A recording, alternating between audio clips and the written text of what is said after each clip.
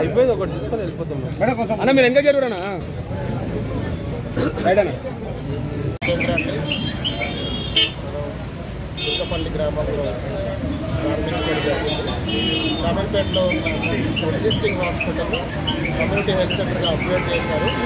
అక్కడ round clock services అవి start అవుతాయి. నెక్స్ట్ భవిష్యత్తులో పోస్ట్ మార్టం సేవలు కూడా స్టార్ట్ అవుతాయి.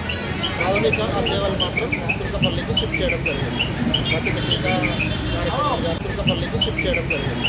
ప్రతిక టీకా కార్యక్రమం కానీ అన్నీ కూడా యథావిధిగా జరుగుతాయి. కేవలం ప్రాథమిక ఆరోగ్య కేంద్రం మాత్రమే షామీర్పేట నుండి తుర్కపల్లికి షిఫ్ట్ చేయడం జరిగింది.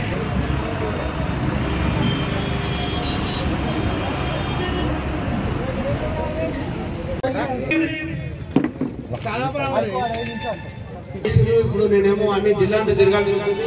నా మనసు అంతానేమో ఏడుంది. ఇప్పుడు నేను పోవాల్సిన పరిస్థితి ఏర్పడదు. అందుకే మొట్టమొదటిగా నేను మాట్లాడుతా ఉన్నా.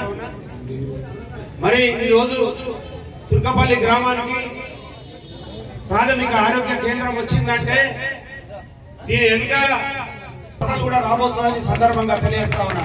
అందరికీ నా హృదయపూర్వక నమస్కారాలు. ఈనాటి ప్రోగ్రామ్ అధ్యక్షులు అందరూ సహకరించాలి. ఎవరు కానీ ఏ పార్టీ అయినా సరే మన విలేజ్ అభివృద్ధి పడకలాగల్లా నీళ్లు లేవు, కరెంటు లేవు, వాళ్ళు కూడా మన ఊరు లేవు, వాళ్ళు బాధపడుతున్నారు. ఈ సామాజిక ఆరోగ్య కేంద్రం ఇక్కడే ఉంటుంది. ప్రాథమిక ఆరోగ్య కేంద్రం కొత్తగా వేరే ప్లేస్ వస్తుంది. తద్వారా మండలంలో ఇంకొక హాస్పిటల్ క్రియేట్ అయినట్టు ఉంటుంది. ఒక్క దగ్గర రెండు ఉండే బదులు రెండు చోట్ల రెండు ఉంటే ప్రయాణం ఖర్చు తగ్గుతుంది. చిన్న చిన్న ప్రాబ్లమ్స్కి ఆ గ్రామానికి వెళ్ళాం. అదే రోజు వేణుగోపాల్ రెడ్డి గారు కూడా అక్కడికి వచ్చినారు.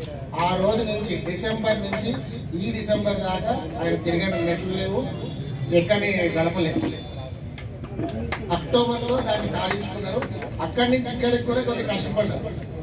ఇంకా పూర్తిగా షిఫ్ట్ అయినట్టు కాదు. ఇంకొక 15 రోజులు 4 రోజులు పూర్తి స్థాయిలో అవ్వడానికి ఇంకొకటి అనుకోవచ్చు.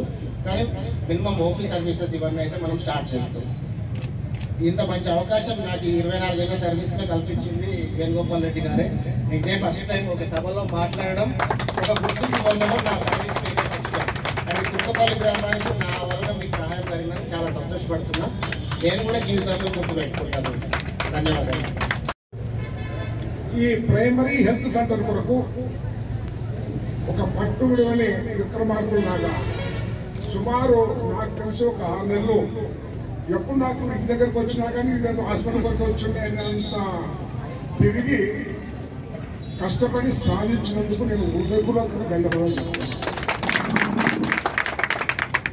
ఇక ఇక్కడ ఉన్న వాళ్ళు చుట్టుముక్కల సుమారు ఒక 5,000-6,000 మంది ఇక్కడ జనాభా ఉంటారు. వచ్చే అందరూ కూడా సుమారు ఒక 10,000 దాకా ఉంటుంది. ఈ ప్రైమరీ గరీబులకు తర్వాత మిడిల్ క్లాస్ వాళ్ళతో ఈ 6 బెడెడ్ ప్రైమరీ హెల్త్ సెంటర్ అనేది చాలా ఉపయోగం ఉంటుంది. వీళ్ళందరూ కూడా ఆ దాన్ని సద్వినియోగం చేసుకోవాలని నేను మనం చేస్తున్నాను. ఇకపోతే మన జంగయ్య యాదవ్ గారు చెప్పినట్టు చాలా మాట్లాడాలి. రాజకీయంగా పాపం కొన్ని విషయాలు మా జంగయ్య యాదవ్ గారు దురదృష్టం. ఎందుకంటే మన తెలంగాణలో 119 అసెంబ్లీ సెగ్మెంట్స్ ఉన్నాయి. పోయిన ఎలక్షన్లో 119 మంది కాంగ్రెస్ నుంచి పోటీ చేశారు. అక్కడ 64 మంది మిత్రపక్షాలతో 65 మంది గెలిచారు కాంగ్రెస్ పార్టీ.